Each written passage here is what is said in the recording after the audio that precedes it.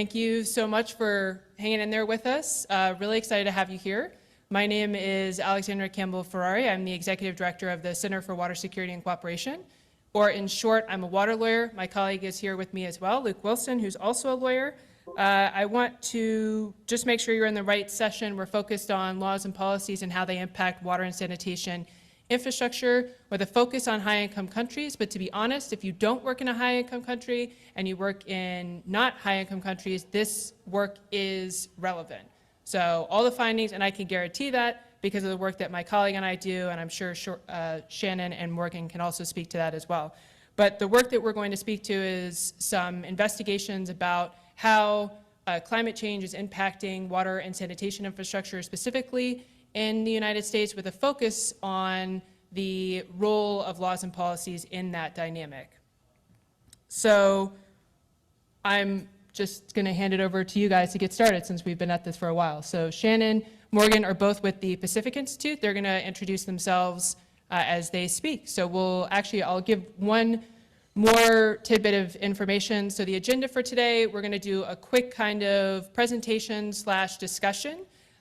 We will then move into a Q&A, and after that, as a group, we're going to write a law with respect to a hypothetical. So I'm telling you that now, but please do not go running for the doors when that section comes up. It's actually going to be the most fun part, and you don't have to be a lawyer to write it. Actually, the whole objective is that you're not a lawyer, and we get to think through, like, if you're in a specific situation or if something was happening in a community, what are the options and what are the kinds of rules and standards and processes and rights would you want someone to actually have in that hypothetical situation? So hopefully that was a strong, fun enough description that you won't go running for the doors. But if not, I have Luke here to catch you. So just one way or another, you'll be here for the entirety of the session. All right, Shannon, I'm going to hand it over to you. All right. Hi, everyone. Can you hear me okay in the room? Thumbs up. Fabulous. All right. Well, hello. I'm Shannon McNeely. I am Pacific Institute Associate Director, Water and Climate Equity, and I am speaking to you from the Front Range of Colorado today. So this work that we focus on, we kind of center it around the water access gap in the United States. And when we're referring to the water access gap, that's the disparity in access to water and sanitation between the majority of Americans and the millions in this country that still lack access. Dig Deep and colleagues did a report where they found for every year that we fail to close the water gap, our country loses $8.58 billion, or $15,800 per household. This is due to lost productivity, detriments to mental and physical health, lost time from hauling water, and even premature death. As such, we have a moral imperative to help close this gap to ensure all people have access to clean, safe, reliable water and sanitation in this country. Next slide. So our work really focuses on frontline communities in the US and how they already face water access issues and how there exists a lack of legal recognition to human right to water in this country, and around which there's also a real lack of broad awareness. So we define frontline communities as those that are overburdened and under-resourced, who face disproportionate first and worst impacts of climate change on their water and sanitation systems or access. And when we talk about the human right to water, this is the idea that everyone is entitled to have access to sufficient, safe, acceptable, physically accessible and affordable water for personal and domestic use. And then the right to sanitation similarly affords everyone to have physical and affordable access to sanitation in all spheres of life that is safe, hygienic, secure, socially and culturally acceptable, and provides privacy and ensures dignity. Next slide. So the work that we're going to talk about today is part of our Water, Sanitation, and Climate Change in the United States series, which has been co-designed and co-produced between our two organizations and in collaboration with Dig Deep, where we have researched and synthesized the knowledge base at the nexus of water, security, climate change, and equity, and identify gaps in knowledge on that topic for frontline communities in the United States. So we started with the first part of the series, which was climate change impacts to water and sanitation for frontline communities in the United States. So this was really looking at how climate change is already impacting water and sanitation in these communities and how it's expected to continue to in the future, as well as pointing out the equity issues around that.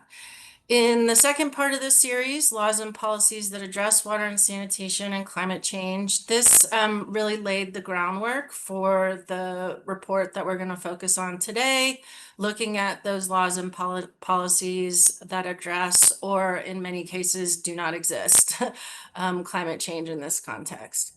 So in March of 2025, we published part 3, Achieving Equitable Climate Resilient Water and Sanitation for Frontline Communities. So this was really focusing on strategies and approaches that communities and their supporters are taking to address this issue to create equitable water and sanitation in those communities. And then part 4 will be the focus of today. We plan to publish this November 19th. And it's currently in layout, and that is actionable criteria for achieving equitable climate resilient water and sanitation laws and policies. Now on to the discussion. All right, Shannon, so thank you for giving us that overview of the series so you get to see kind of our thought process and how we're laying this foundation. It's been, I would say, pretty grueling work to kind of identify these relationships.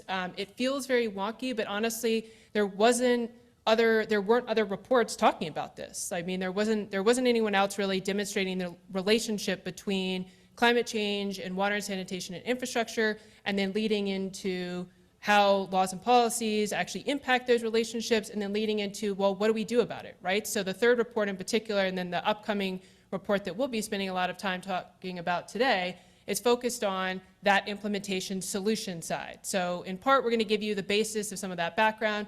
And so with that in mind, Shannon, I'd love for you to dive into talking a little bit about what exactly is that impact of climate change on water and sanitation access in frontline communities?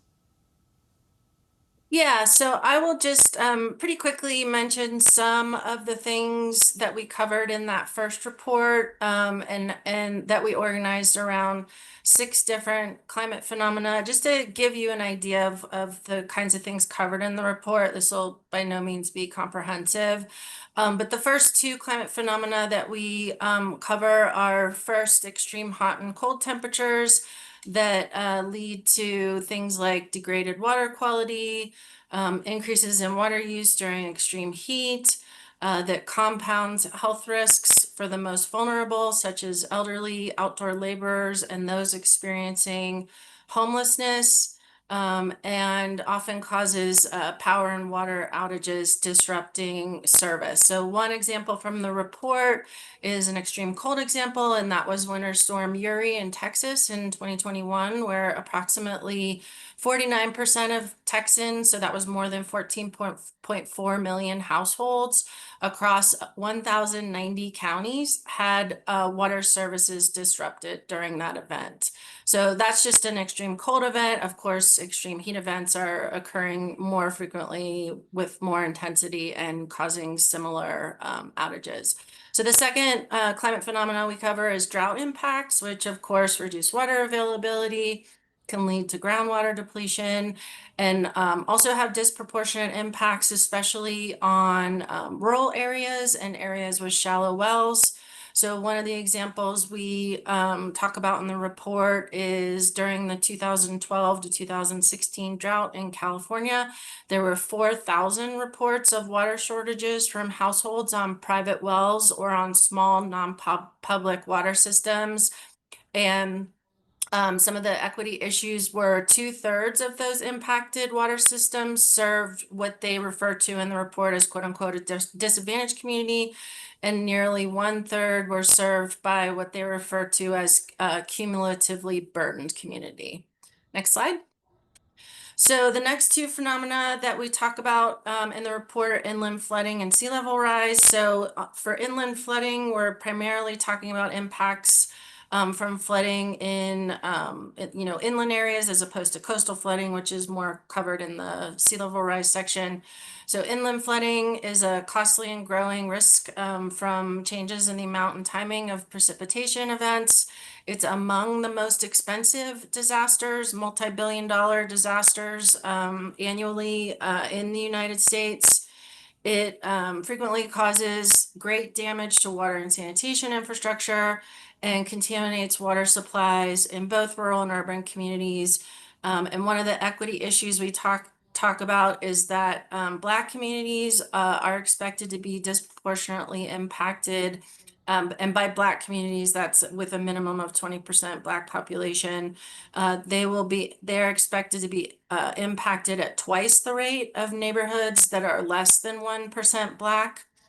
One example in the report where we talk about an extreme flooding event was the July 2022 Eastern Kentucky catastrophic flooding event. They've actually had another one since then, a couple actually, where they experienced extreme flooding with some places receiving 8 inches of rain in a 24-hour period, resulting in losses of life and property. An estimated 18,000 service connections were lost, and another 45,600 boil notices were sent out. For sea level rise, this has compounded risks for water and wastewater treatment infrastructure, damages causing loss of sanitation access, not just for those along the coast, but also many times the number of people inland who end up with disconnections to functioning systems. As many as 5 times as many people will be impacted by wastewater system exposure to sea level rise than due to direct flooding. Sea level rise in combination with drought is causing many challenges for small public water systems, and it affects surface water and groundwater quality through saltwater intrusion. For example, in 2022, a saltwater wedge extended 62 miles inland, and some had to be delivered emergency bottled water because their intake pipes were impacted for weeks to months. Next slide. And then the last two climate phenomena we talk about are extreme storms and wildfires. So extreme storms include hurricanes, convective storms, tornadoes, and severe winter storms. They cause, of course, infrastructure damage and loss of water and sanitation from power outages, diminished water quality, contaminated water supplies, increased contaminants exposure, and higher exposure to water-related infectious diseases. Saltwater intrusions also occur with these storms, making water unsafe for drinking and irrigation. And this also disproportionately impacts Black, Hispanic, people with disabilities, and low-income communities. And lastly, wildfire destroys or severely damages water distribution systems, including pipes and wells, causes contamination of surface and groundwater with harmful substances such as metals, heavy metals, volatile organic compounds, and sediments. At the household scale, it melts and ruptures water pipes and water meters. Domestic wells can also be damaged or destroyed. And at the community scale, it can cause adverse effects to water intake systems, water treatment systems, and reduce reservoir lifespan by worsening erosion and sedimentation. So that's it for that section. Great. So now that we have a little bit of our bearings in terms of the impacts of climate change, specifically on water and sanitation infrastructure, can you talk a little bit about how communities and elected leaders can actually anticipate and manage those climate impacts? Is there a possibility of doing better, or are we just stuck where we're at? Yes, and I think I'm going to answer that one. So hi, my name's Morgan Shimabuku. I'm a researcher at Pacific Institute with Shannon, and I'm based in my home in Spokane, Washington. So shown up here on this slide actually comes from our third report in the series, because that report, as Shannon noted earlier, was really focused on strategies and approaches that communities are already taking across the United States to create more equitable, climate resilient water and sanitation. To pull all of that together, we basically used these 3 guiding research questions around what is equitable climate resilient water and sanitation, what are the characteristics or attributes of it, and what are practical strategies to achieve it. So once we pulled together about 120 attributes, sorry, this synced up here, 120 attributes and synthesize them. We were able to winnow them down to about 31 attributes, and then organize them in this 8-part framework that you can see in the image on the right. And within each attribute, we identified multiple strategies for achieving that particular attribute. And then also throughout the report, we highlight documented examples where communities or their supporters or resources can be used to help achieve the attribute. So I'm just going to give one very practical example of this structure from our report, and then an example on the ground of what some communities are doing. So this is from the 5th section in the report on technology and innovation. The first attribute within this category is sustainable and climate resilient water and sanitation technologies are equitably implemented in frontline communities. And going along with that attribute, we identified 5 different strategies. So first is around engaging stakeholders with attention to the local values and cultures when you're designing and implementing water and sanitation technologies and innovations. The second is around having respectful partnerships between universities, technology companies, and the communities to co-develop these technologies. The third is around knowledge sharing about climate resilient technologies, especially in places where folks may not have equal access to information. And the fourth is around integrating equity-centered frameworks when you're planning and designing technology to better consider environmental, economic, and social equities. So one example we point to that demonstrates really the first and second strategy is the Indigenous Food, Energy, and Water Security and Sovereignty Program.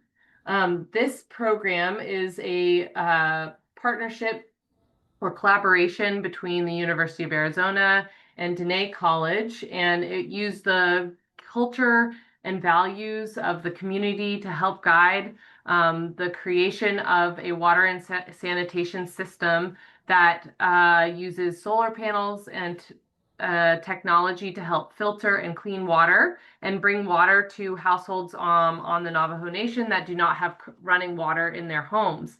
And so these households typically that don't have running water, not typically, but many of them do collect water from unregulated sources, which can be risky, they can be contaminated, and drought is making them harder to find, as well as even concentrating contaminants even further. So this solar powered and mobile system can actually treat up to 1,500 gallons of water per day and provide water to 30 households a day.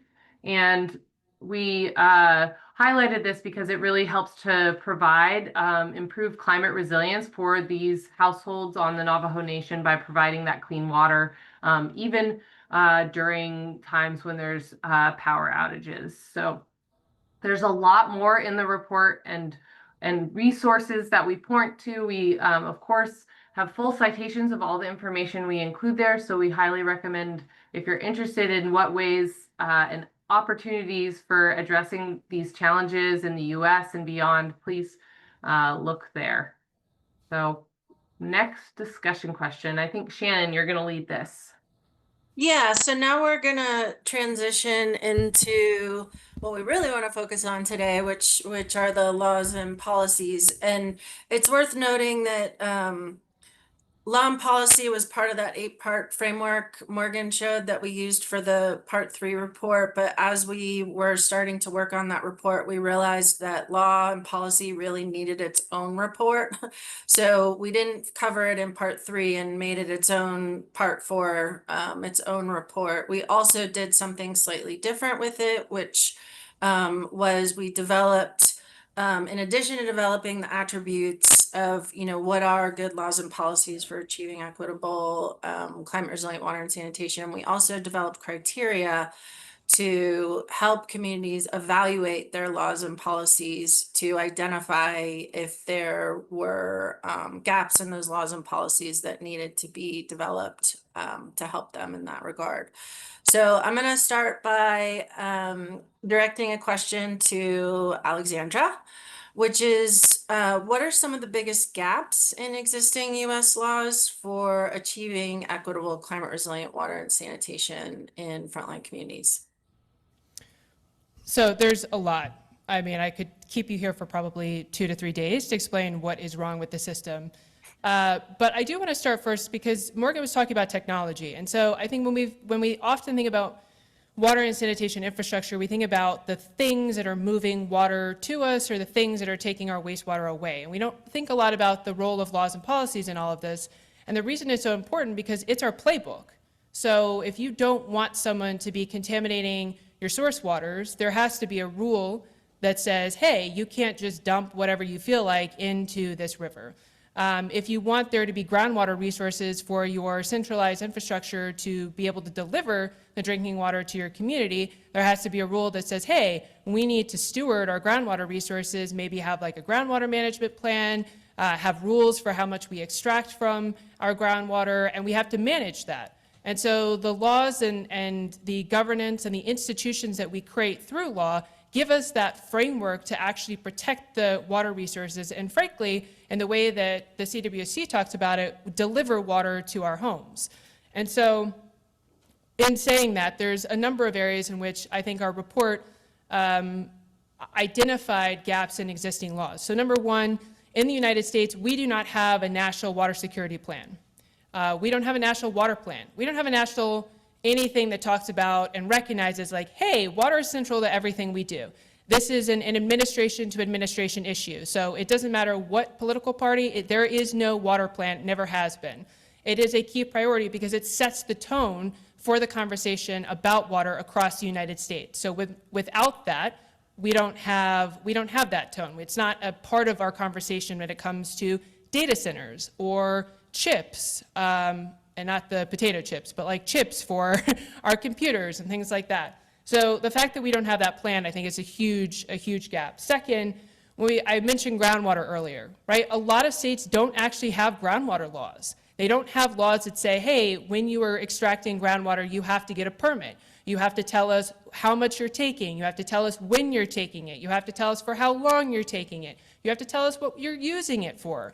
And this isn't like a nanny state situation. It's because when you take groundwater out, it impacts other people trying to use the groundwater in the same aquifer. There are consequences. And as much as even I hate to think about the consequences of things, especially when they're fun, like taking groundwater for all the things that you want to do, there are still consequences for it. And there are still other people who are impacted by it. So the fact that we don't have groundwater laws that are governing that relationship that we have with water, or groundwater in particular, is problematic. Third, we are experiencing a lot more droughts in the United States. And it's not just on the West Coast. We have them on the East Coast. And for some reason, this is the story and the example I constantly think about, but I think it was 5 or 6 years ago. And Maine, of all places, like for some reason, I just imagined Maine to be lush with water and green and everything. And they talked about the impact that it had on the blueberry output. So I think they lost like half of their blueberry crop that year, something like 2019 or 2018, something like that. For some reason, that story stuck with me. But the East Coast also experiences droughts, and fairly significant droughts that have fairly significant consequences. Another drought that we're dealing with right now is actually in the Mississippi River, right? So Shannon mentioned the saltwater wedge that was moving up. We're not at the crisis point that we were a few years ago, but that saltwater wedge is moving up the river, and you better believe it that places like New Orleans is watching that saltwater wedge move up. So I think it's at, the last time I checked, it's at the 56-mile marker. So we still have time before we get to that 23-mile marker, but it's coming up. So what happens is that our laws don't necessarily prioritize having access to drinking water. So in the middle of a drought, everyone's withdrawing their water from surface water or groundwater resources, but there isn't necessarily that guarantee in the law that the water for drinking water has to be prioritized. So we have to make sure everybody gets enough water to drink, cook, clean themselves, be hygienic. That law or that protection in the law doesn't necessarily exist. Another thing I wanted to mention is tribal water rights. So tribal water rights are protected under the Winters Doctrine, amongst other doctrines, and they have often not been adjudicated, which essentially means they haven't been calculated and there hasn't been a number put on how much volume of water tribes get. So what happens is that everybody uses water in a basin, and so we're creating these dependencies and needs for water while somebody else technically has a more senior water right.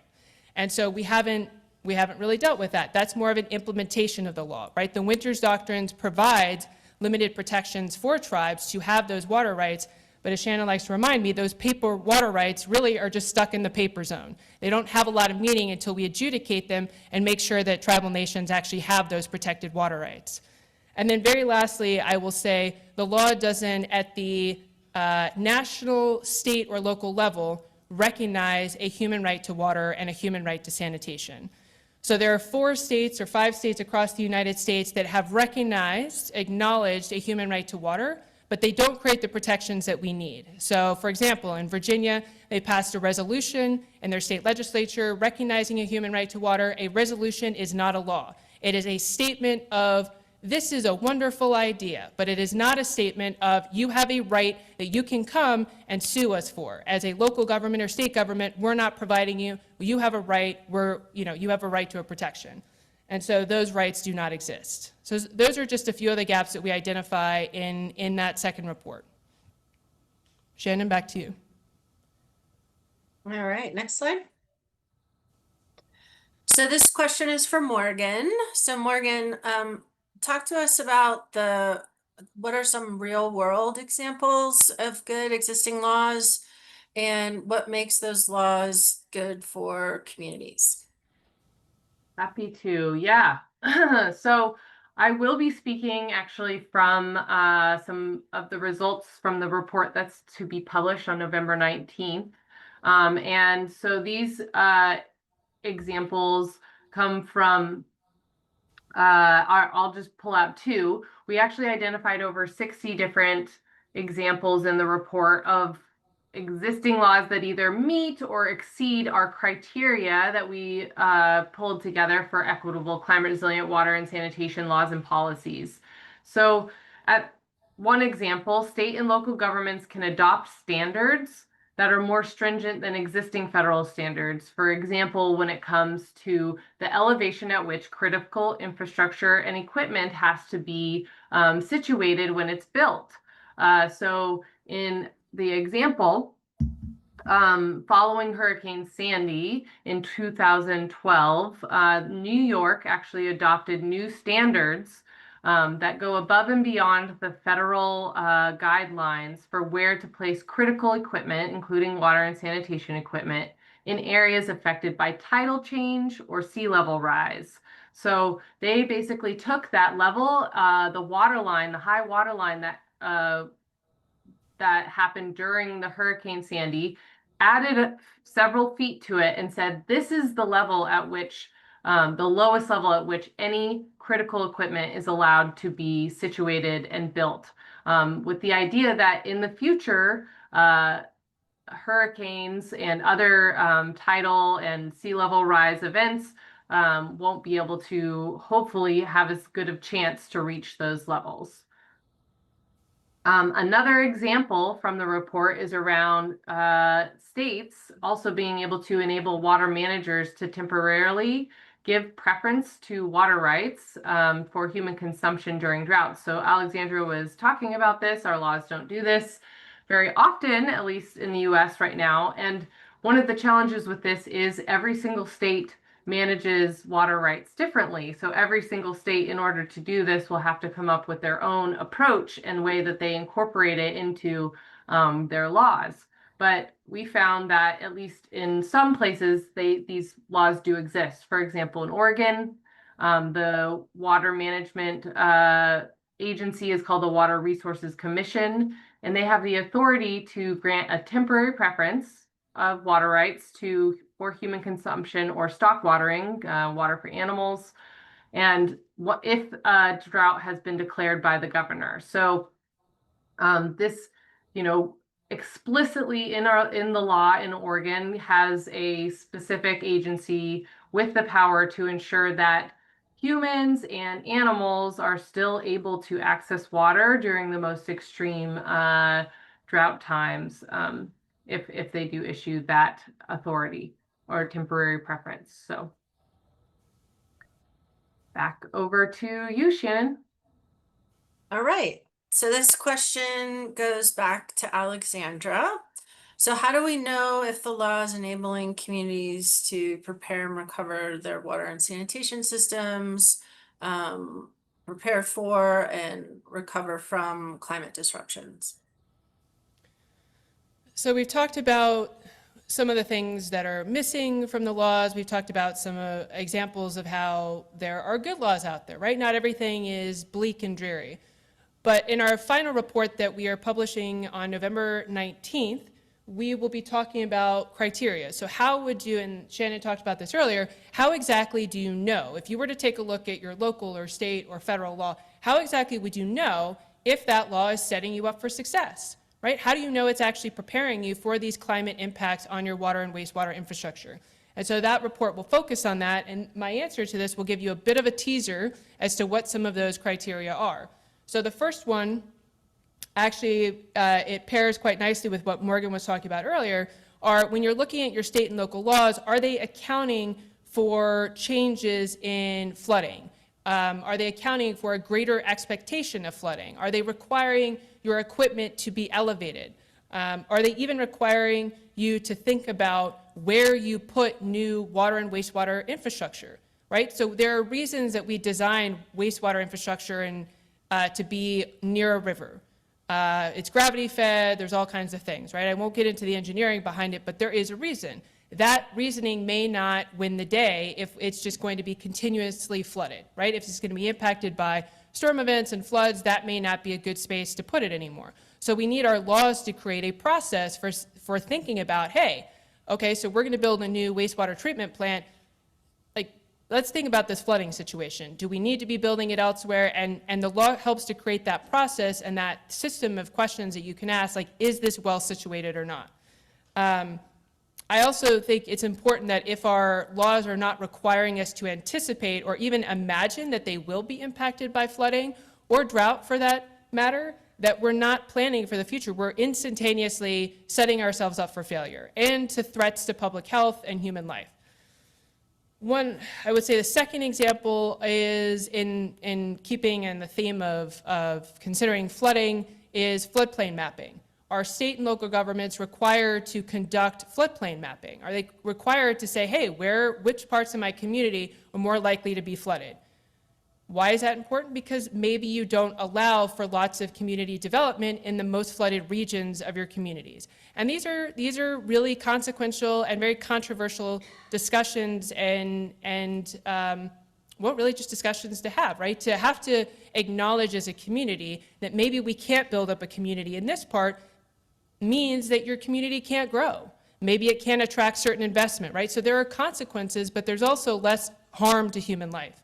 And maybe you can be more creative in where you do accept and encourage residential development. But having and requiring floodplain mapping gives you that basis to even have that conversation, to even have that level of thinking and trying to consider the future of your community.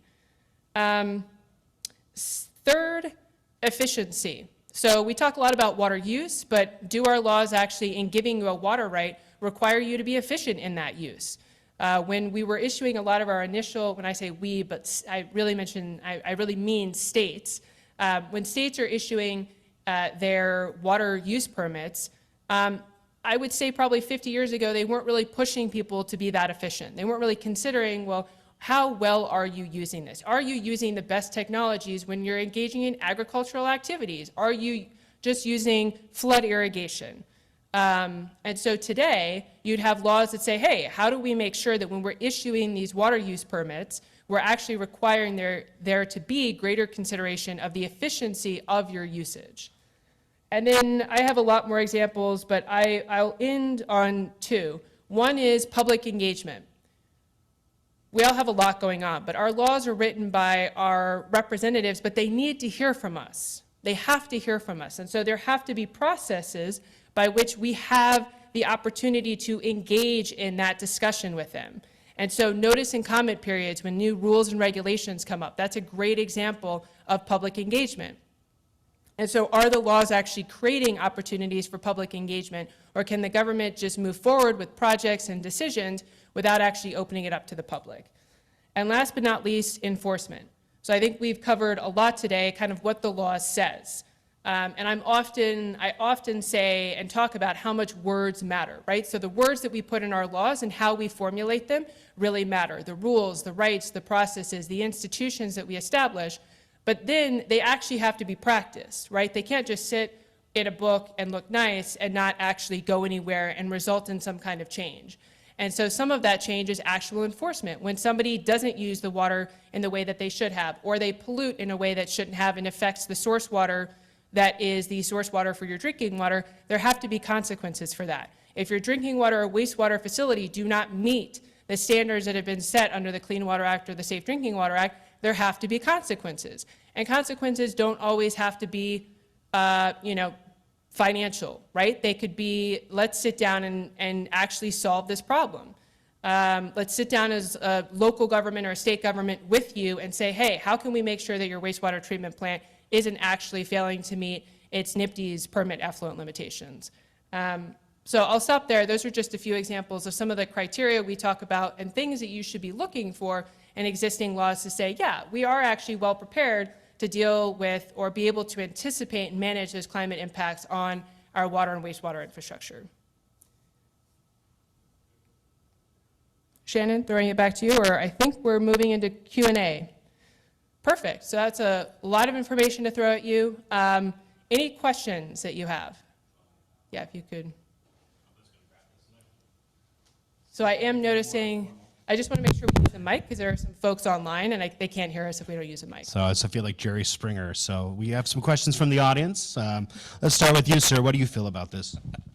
Thanks, Luke. Yeah, absolutely. My name is Will Gard. My background is civil and environmental engineering. I used to do a lot of work in Texas, and now I work in international development. I work for the Global Water Center. As Indra, I don't know when we've known each other for a while, but the question I have, I think, for this group is, having worked on impacts from like the freeze in Texas and what that meant for everyone had to then go get diesel generators, or they were able to get, basically the poorest communities could get a waiver saying they can't afford to put in diesel generators or backup power during that type of like an event, so a climate change event. I mean, that's not what it was called for political reasons, but that's what happened, right? And so I think my question to y'all is, how do you fund certain pieces of that? Because that's what's happening, also is going to happen here in the development space where, like you said, conservation, right? Like conservation, when you're a utility, you make money by selling water. And so by conserving water, like normally there's rebates or there's other parts, like there are things that come into play to help encourage conservation, but it's not a financial incentive typically for like the utility. And so the same thing when it comes to infrastructure pieces, or how do you set up a mechanism that also is able to fund and provide funding to like equitable infrastructure development? So like an example is, and so it's like, how do you get money through like USDA grants or other grants to those really like the poorest communities to be able to put in the generator? And that's one. And then there's a second question, which we can talk about, but on the the technology example, and I don't know the answer, but you still have to work within design regulations within the United States, so, or within that state. And so it's like, yeah, it's solar is awesome. We do a ton of solar work. That's like a big push for the organization I work for, but it's not like, I don't believe it's even allowed as a backup power option in Texas. Like and so you have to have a diesel generator, which is way more expensive. And so how do you like work, I guess, on like how do you get regulations changed for innovation? Because changes in innovation changing regulations to allow for innovation is very difficult right now. Like PFAS, for example, other pieces. So anyway, that's a long set of questions. I'm sorry. No, I think so thank you. So one is more on the financial side, one is more about regulations and supporting other I can't even say lesson, but other options that are not typical, non-standard options. Shannon, Morgan, I'll just kick it over to you first. If there's any responses to either of those? Or do you want me to take it? I'd be happy to jump in on the funding side a little bit. So we do have a whole section in our report on funding and financing for the strategies and approaches that we're discussing. But so I'll just say that, but Part 3 report, not the law report, but the yeah, Part 3 correct. report. Correct. But in the law report, we also have one of the attributes is around laws that relate to funding. But so there's a few things in there. I say, the funding mechanisms are going to look different for every project. There's going to be some that require USDA or other EPA federal grants. There's going to be some that are able, in some states we try to bring out a lot of states that have funding specific for either climate resilience or for what they often term disadvantaged communities, and for frontline communities in general, so that the money is specifically going, designed to help communities that are having the greatest challenges and need.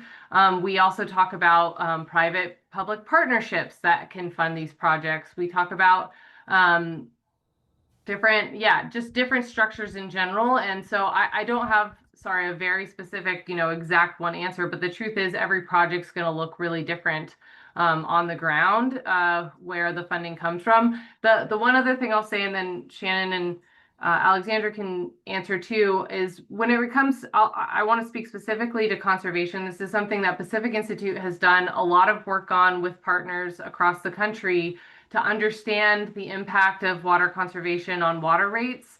And actually what we find is that water utilities that are able to do good financial planning, project planning, look into the future, is that they can actually keep their water rates lower by implementing conservation, because they're able to avoid costly infrastructure upgrades in the long term.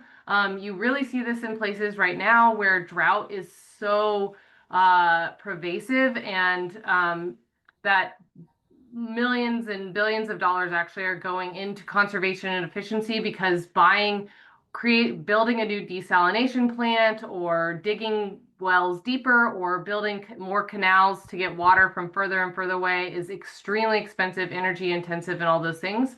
So while conservation and efficiency in the very near term does decrease the income that water utilities are seeing, if you're able to look on a longer term horizon, that it can be the cheapest quote unquote new supply. So Shannon, go for it. I don't have anything to add. Okay. I maybe have two things to add. So on the funding question, I think unfortunately, it depends, administration to administration. I think certain administrations are more willing to consider ensuring that there are specific allocations for certain communities, specifically disadvantaged communities. So the term disadvantaged community is actually a statutory definition within the Safe Drinking Water Act. I know you know. And so and what that did is allow and enable funding to be specifically set aside to address and help and support disadvantaged communities. The reason that we need that is because the ratepayer base is less well-resourced, and so they need help getting these infrastructure rehabilitation projects off the ground. So a lot of it is that, thank goodness, that the Safe Drinking Water Act does have that. Some of it's just the states are also going to have to step up. I mean, especially under this administration, with the with the cuts in funding for water and wastewater infrastructure, for environmental projects, states are going to have to start passing bills that include setting aside greater funding for these kinds of projects, which means they'll also have to anticipate that maybe some of that needs to go to communities that are, maybe not complying with the Safe Drinking Water Act or Clean Water Act, right, prioritizing that, which generally, I can't say definitively, but there's probably a strong overlap between under-resourced communities and compliance with the Safe Drinking Water Act, or at least smaller communities, I can say. We have seen that. So I do think the state governments will have to step up. On the technology, I appreciated Morgan made the comment earlier that we have 50 different states and 50 different states who have 50 different approaches to managing water resources. So that's what allows for some of these distinctions, which is why having a water security plan or some kind of plan at the national level helps to set that tone, and it's not going to make a huge difference in states maybe like Texas, who are not as friendly towards renewable energies, but it may change the course of other states. So having more of a national and federal approach to certain things, or at least a framework of thinking, helps to change or to guide how states are thinking about certain things. Can I ask one question before so I know in the slides it said that states can have they can be more restrictive, they can have more robust protections for water than the federal government does. Can they do less? Can they be less protective of water, or, can the law be? Right. So the federal law, at least from a standards perspective, does set a minimum standard that all states have to meet. So you can go above those standards, but you cannot drop below them. So if there's 4 parts per million for PFAS, which is the proposed or the approved standard in drinking water, then that has to be implemented in each of the states. However, there have to be good enforcement mechanisms in place, which is often not the case. And we do have a section where we talk about criteria for looking at enforcement means. Agreed. This has been great. My name is Alicia. I'm with the UNC Environmental Finance Center. And I'm curious a little bit. I mean, some of the laws that you put up were Oregon and New York. And obviously we're in this crazy political time, and whether or not we like it, and environmental policy, financing, regulation has been politicized, right? And so I'm curious how you guys are thinking about your language and how you're suggesting states and change makers think about their language. I know several Floridians that are, when you actually talk to them, they're very pro some of the environmental things, but the language that we're using is preventing us from making progress forward because of the politicization of the language. How are you guys thinking about language, and how do we, we scrubbed our website of climate change, the term, which is a little heartbreaking, but it's because we're trying to push things forward without bringing in the politics, right? We can talk about flooding because the low-income communities, no matter where they are on the spectrum, understand that. How are you guys thinking about language, and how do we make this less political and more forward-thinking for everybody, not just the Oregons and Californias and New Yorks? Yeah, great question. Shannon, Morgan, just want to give you an opportunity to respond. Well, I mean, you alluded to it, and that's exactly right, is that you talk about it in terms that resonate with folks, like catastrophic flooding. I mean, that's often the way that we talk about it, is around those types of events, so to speak. The climate phenomena that I talked about, extreme temperature events, extreme storms, catastrophic flooding, catastrophic wildfire, drought, etc. In my work and in our work as a team, that has definitely tended to be the most effective way. I mean, we have a rural water project, for example, and we work with communities in Central Appalachia, which there's a lot of conservatism and resistance to environmentalism, et cetera. But when we frame it around these, events that they have to deal with, like the catastrophic flooding events that they've had, that tends to really resonate with people, and you can get past those roadblocks and politicization when you talk about, you know, climate change, quote unquote.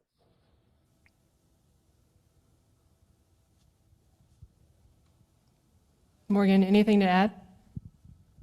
No, go ahead. Okay. I think the one thing I will say is that, you know, as a lawyer, we think a lot about words. We spend a lot of time thinking about words, and when we draft legislation in terms of interpreting them and understanding them and communicating orally, in written form.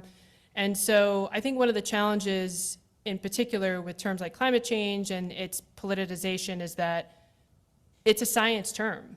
And so I think for me personally and as an organization, we struggle to want to change our terminology because it's not an opinionated term. It reflects a scientific event that's going on. The fact that it has responses from people and has been politicized is a different question. And so I think part of the discussion is if you walk into a room where that's going to be a turnoff, I think that becomes well, how are you framing the issue? And so if the choice becomes that you're framing the issue around climate change and they shut down and leave versus you frame it around catastrophic flooding, catastrophic droughts, other weather events that will impact them that they know and are seeing and experiencing, but they won't leave the room, I think that's probably the victory of the day.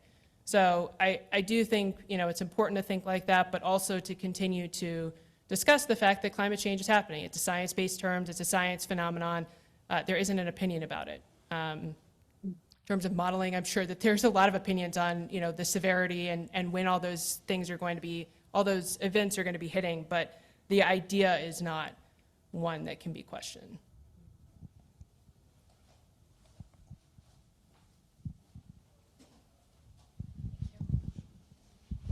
Thank you so much. Great presentations. My question was more about like the type of.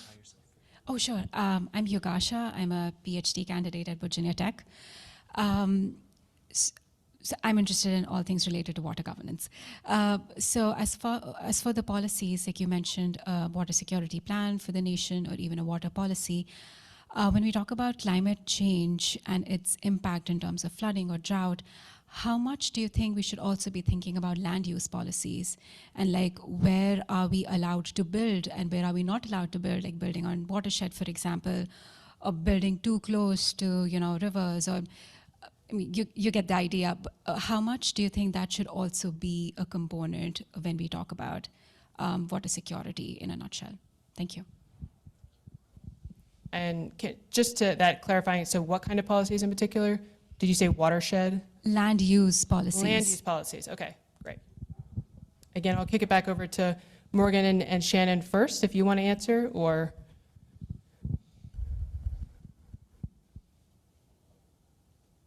Anything to? I'll just jump in real quick saying that I think that is a really important component, and we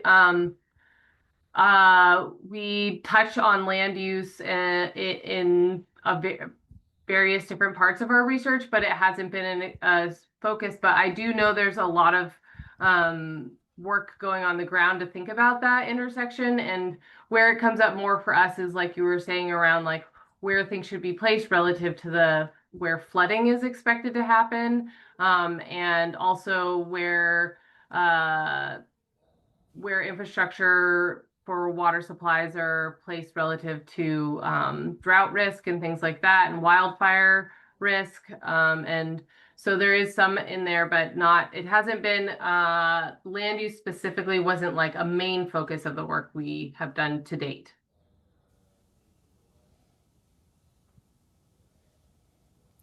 Actually, maybe I'll jump in here. One of the challenges so I mentioned the topic of water security.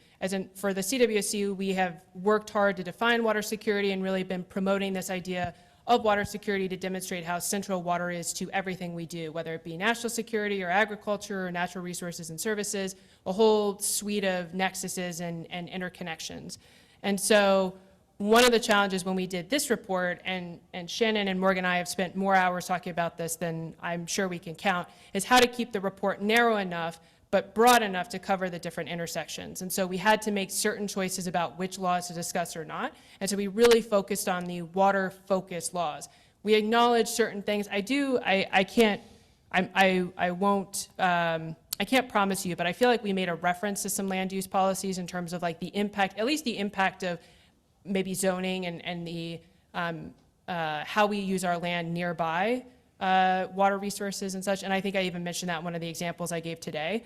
But it doesn't mean it's not connected. And in fact, that's kind of the challenge with water, is that water connects to all of this. So if you're actually trying to consider the impacts of climate change on water and wastewater infrastructure, and you're looking at water laws, of which we looked at quite a broad and deep depth of them, it's really enormous. Like it would be a tome if we actually tried to truly analyze existing laws in there, including land use. So I will just say, yes, land use is a considerable part of this. Our zoning, where we decide to build up communities, not build up communities, what we put in certain parts, all of that has a considerable impact on just the environment and water resource quality, water resource use, and our infrastructure. I'll give one example. I know in my backyard in DC and Virginia, there's been a huge push to put data centers, like enormous data centers that use a ton of water. Setting aside the pros and the cons of all of that, one of the concerns has been that those data centers will draw down water resources that are used to source drinking water for the community. And this has happened in other communities where they've seen their aquifers be drawn down to points where those community members who have individual wells can no longer access drinking water on their property. So it's very real consequences. And to me, that's a land use zoning question of like, where do we put a data center? How close is it to communities? And, what is the law saying about the process to make those decisions as well as community engagement? One specific example that we do talk about in the report, and I think Alexandra, you alluded to this one earlier, is the National Flood Insurance Program, as flawed as it may be, and the National Flood Insurance Reform Act of 1994 that was passed to incentivize communities to participate in that program and required land use and control measures in flood hazard areas before businesses and households would be eligible for federal flood insurance. So that's just one example, where unless a city or county has adopted adequate land use measures, they're not eligible to receive federal flood insurance through the National Flood Insurance Program.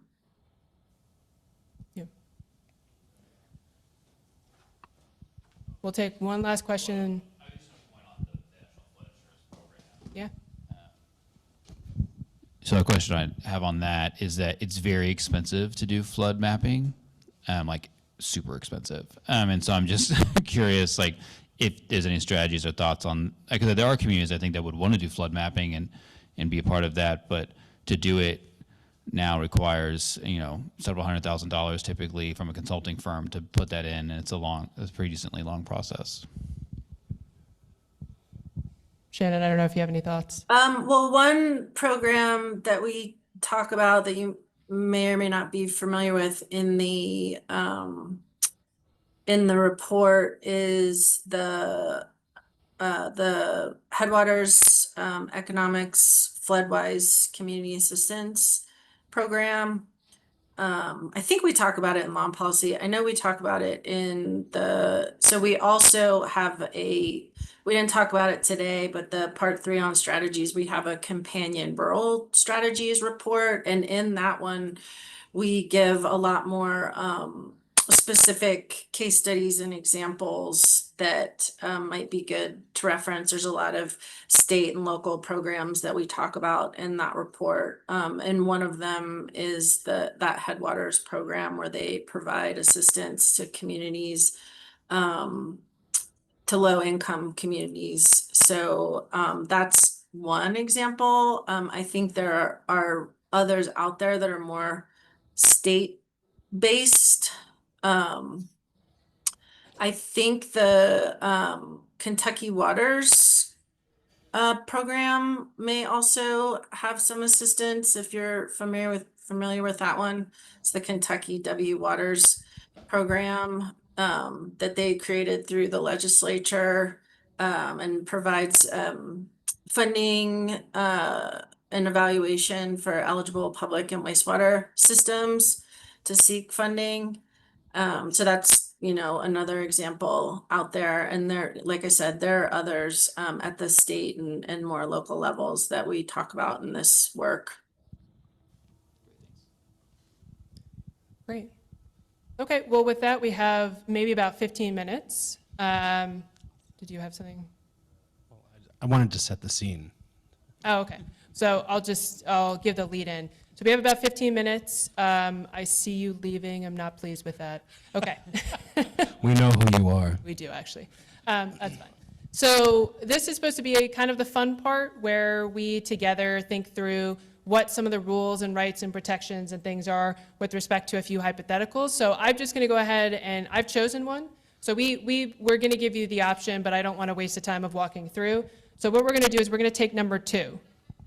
Can I set the scene, though? Yes, so we're going to have Luke right. set the scene as our local dramatist. All right. So it's the end of the day. You're exhausted. You've just met with, over the past 5 hours, a bunch of industry shills on essentially 1 cup of coffee. You're running on fumes. And just as you're about to leave for the weekend, you've seen other staffers leave through the door. And hopefully I don't think they're coming back. But your boss comes in and says, look, I just got, at the last minute, I need you to work up a bill for me. We're trying to deal with this issue. I've got my biggest donor on the phone, and we need a law. And here's what your boss says. So the boss says, we have a developer who's been seeking to build this housing development for years. And they finally got the money to do it. They've got the loan, they're ready to do it, and they want to build it in a coastal community, so our coastal community. And the question is, what do we, as, let's say we're local government, right? So we're members of the local government, and we need to make sure that we have our laws ready to address this new opportunity as well as potential concern. So what should the law require the developer to consider and plan for, both before, during, and after the development of the property? Now, there's a lot of things we could cover, right? So this is really focused on how do you address the climate impacts specifically on water and wastewater infrastructure, and maybe I would even be okay if we expanded that to residential properties, since maybe they have wells, or maybe they have septic systems instead of more centralized infrastructure. So we have some discussion questions, but I was just going to open it up first for initial thoughts on what those might look like. Oh, you, The only clarifying question is, like, do they already have, like, I don't know, other permits that may have been required, like an environmental assessment or something at like the county or state level or whatever you like local? Because I guess if you're in county, there might not even be any regulations at all. But is this assuming that, or is this like we're going to have to link, like we're going to have to come up with some type of Yeah. process? Okay. Let's Okay. assume that there's nothing in place. Okay. So we don't have to try to imagine what is in place. Let's just assume it's a blank slate. We're completely unprepared, but we're really excited about this new developer. So how do we want to make sure that they are able to join us, but also we protect our community and protect the people who are going to wind up living here as a result of this developer? when it comes to water and wastewater infrastructure. Right. So, for example, this is not specific to water and wastewater infrastructure, but I'm just going to kind of set the scene. So, should the developer be required to develop or be allowed to develop in a property that has experienced a 500-year flood in the past 2 to 5 years? So should this development even be allowed if there's been a 500-year flood in the past 2 to 5 years? So the 500-year flood, and Shannon, Morgan, you can correct me, but this is the most serious kind of flood. Yeah, we're seeing more and more of them. Just, we're seeing more and more of the, like, the 100-year floods are happening, not every 100 years, they're happening every 25 now, you know? Thank you. I was really excited to listen to all the presentations, and because I'm completely from the different context. I would go for the suggestion or the question raised from behind, because if we narrow down the vision, maybe within the sector, like what you have said now, maybe we can limit our observation to hydrological cycle or other vulnerability related to flooding, drought, and so on. Instead, what I would suggest here is like just to go for the existing land use map which connect this specific sector development or specific construction with other sectors. That area might not be eligible for any construction. It may be kept for recreational areas or conservational areas. So I think if I were you, I would go for broader aspect of that isolated area instead of going for flooding or dry or recurrent vulnerability in the others. Yeah. Yeah. So if there wasn't anything yet, if there were no rules, you hadn't set out what the land use policies were for this particular parcel, would you allow this developer to build there? You mean without any land use policy? Nothing's set yet.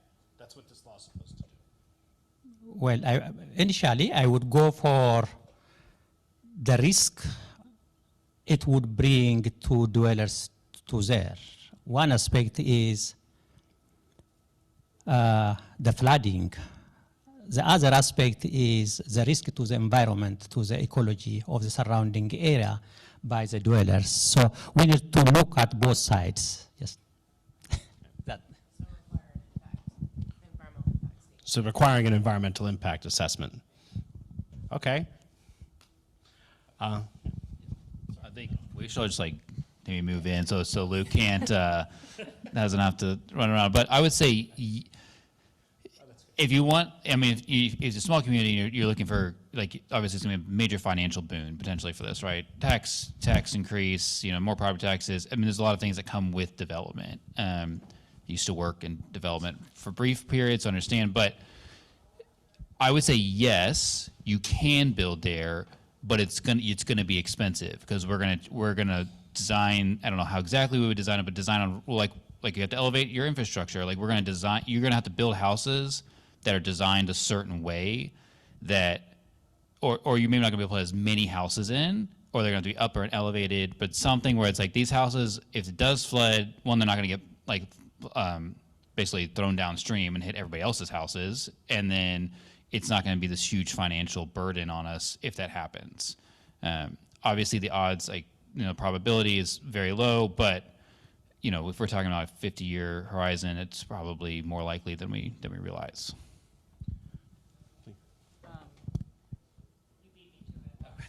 About the same thing.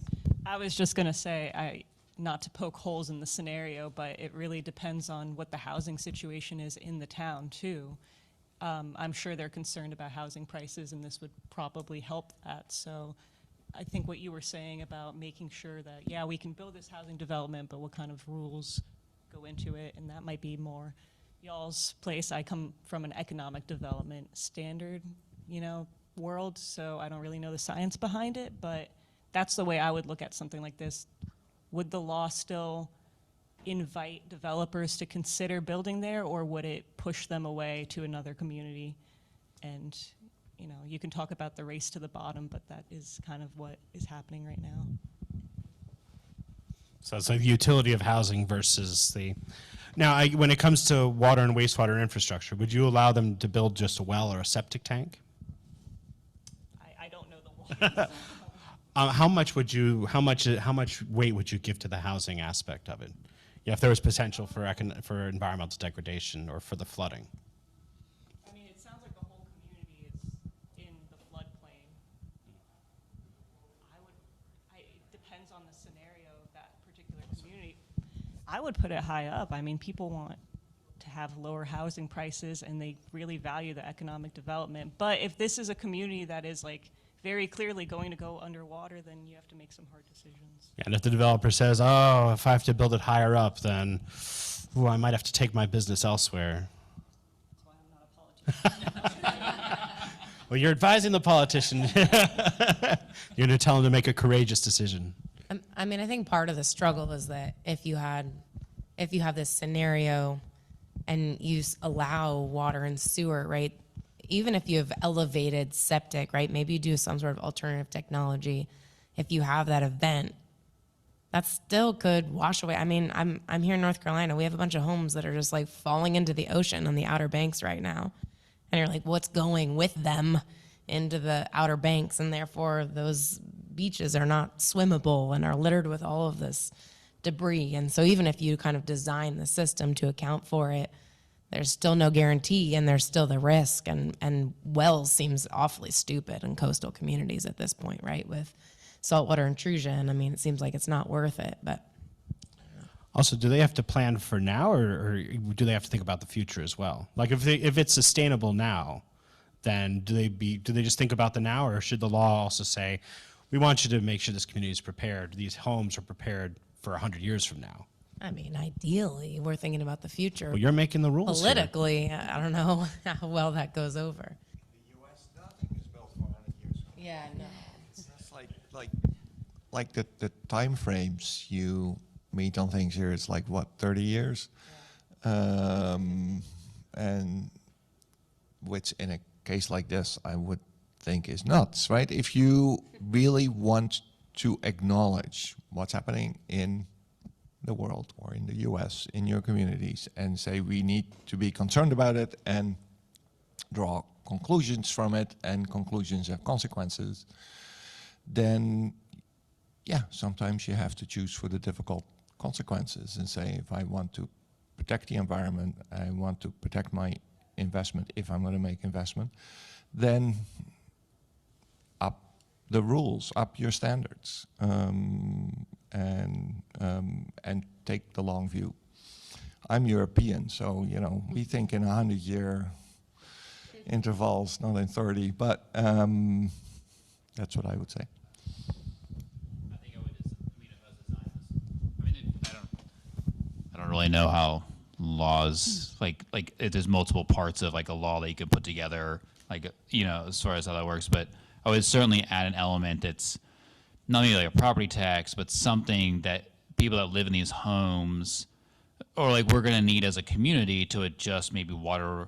Like, okay, so there's going to be, say there's going to be economic boom. Like that's what this has been all marketed on. Like the politician, like the local council's like, we're going to bring in, that's going to bring in economic development. Well, then it's like understanding the real value of water in my own community, which is, you know, historically undervalued in general. And it's like, okay, that's fine, but all of us, like all of our tariffs for water or our water fees are going up by 10%, and that extra 10% is going to go into certain, like a sub, like this fund that is going to address like X, Y, and Z for future issues, or put these people, or upgrade our water treatment plant so we can provide piped water and not a well. But it's just like being able to get this kind of rolling fund at a community level as opposed to like an SRF, you know, at a state, right? And I think it can be done if people understand that there will be there's an economic boon, but like it's just not all going to go to, you know, a new Walmart or whatever it is that people want to put in there. Yeah, there are a couple of things that I want to say, but they're not very well structured, so please forgive me if it just comes across as, what is she talking about? But one thing that I would be interested in knowing is, like, what is the main occupation of this community that we're talking about? Are they into fishing? If they are, and if they're drawing a lot of their income from that activity, then do we want to divert the water sources towards, like, building a new community when there isn't enough to, you know, kind of ecologically support the fisheries that their whole livelihood depends on? Other couple of things in terms of water use, we also, I mean, usually we would also ideally like to think about the use of water that goes into construction and then after that being used by the residents. So there are like a couple of different uses of water that we're looking at over here. And in terms of watershed, like what happens to the construction material that, you know, is left over from the construction? How does it hang around a little bit? How does that impact the water source nearby as well as the watershed? So yeah, like I said, not very well structured, but like a lot more questions to add to the already stated question, I guess. So if they were fishermen, you'd say stronger rules. But if it were just a bunch of rich people, you'd be... Let them drown. That's on tape. We gotta be careful. That was probably recorded somewhere.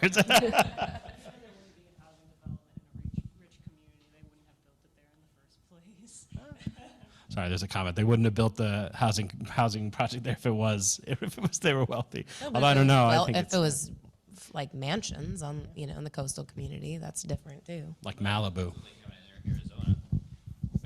Just but like Arizona, they build these huge, beautiful homes, in the middle of the desert with no water. And they're like, well, it's fine. We'll just have someone come out on a truck and fill up your water cistern until, what is it? Not Flagstaff. Somewhere, yeah.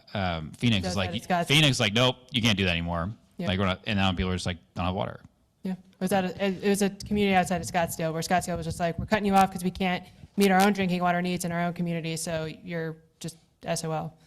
Which actually is a good question to be thinking about. What should the developer have to think about with respect to water resources? Like, should there be some kind of investigation that they're required to do to understand, like, yeah, we have enough water resources to support drinking water, we don't have enough water resources to do this, and if they don't, like, or if they have enough water resources for the next 30 years, but not the next 100 years, does that change the decision-making?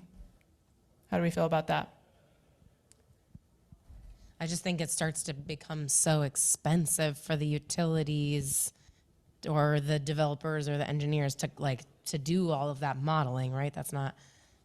It's not cheap to go through that process. And here in North Carolina, utilities have like capacity requirements, and if there's new development, they have to have sufficient capacity to hold, like, in their system to even be able to allow that development to happen. But that's for their today capacity, not necessarily their 10-year capacity. But it's just there's a lot more work and uncertainty in terms of, well, if they're a surface water-driven utility, they don't actually necessarily know. It would take quite a bit of modeling to know what their capacity is going to be in 10 years. But you're kind of asking the right question, because who should bear that burden? Because, I mean, you know, and do you bear it ahead of time, or do you wait until you have a problem? So how would you answer that? I mean, the environmentalist in me would say that you have to think about it for the future, but the practical person in me is like, you do what you can now. Yeah. I mean, I think the question though, like, is good, like, because we're talking about a lot of different things, right? Because there's some stuff where it's like community leaders or the people, like, they should have already, like, the utility should know where they're at, right? They should know. They don't. I mean, I know they don't. I've worked with many small town utilities. I know that. But I'm saying, like, in theory, like, there would be other pieces of this puzzle that are already put together. So the question is, like, what does a developer need to be responsible for? And I think it's reasonable. I mean, developers do feasibility studies. Like, they do different things, and they look at these different, they don't just like pick a piece of land like that looks good. Like, that developer in this community has picked this land for a particular reason. And he probably already knows it's in a 500 flood plain. Otherwise he would never have gotten the loan.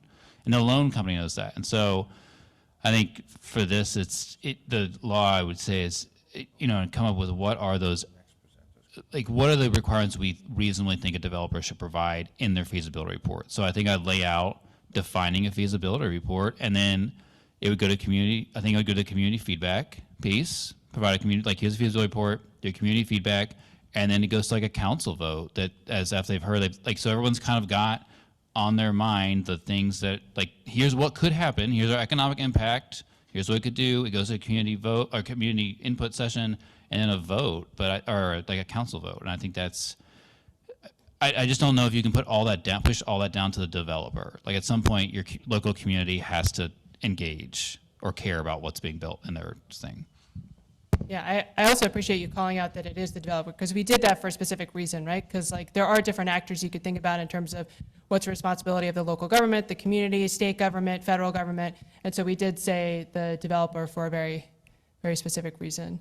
Well, with that, we are at time. So I just want to thank, first and foremost, I want to thank Morgan and Shannon for showing up virtually.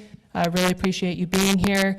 And then also just want to thank everyone here for joining and for participating. This was supposed to, hopefully it was a little fun to imagine this. I think it also demonstrates the complexity in writing these laws, but things that we have to think about. Like, this isn't easy, and we've done a lot of work as a group to identify these criteria and all kinds of things that we could be doing, and how we analyze if it's a good law, if it's not a good law. But then it comes down to bigger questions, like whose responsibility is it to afford certain costs, like who should be making certain decisions, and what timeline, how long, like if it costs a lot of money to do modeling, is that a deal breaker? If they can't afford it, does that mean that no development happens anymore? And these are decisions that policymakers, but our laws will direct you towards, right? And so we have to be very conscientious as we're creating these laws to think through these different processes. So I appreciate you engaging in that exercise, and just thanks for being here. So have a wonderful rest of your afternoon.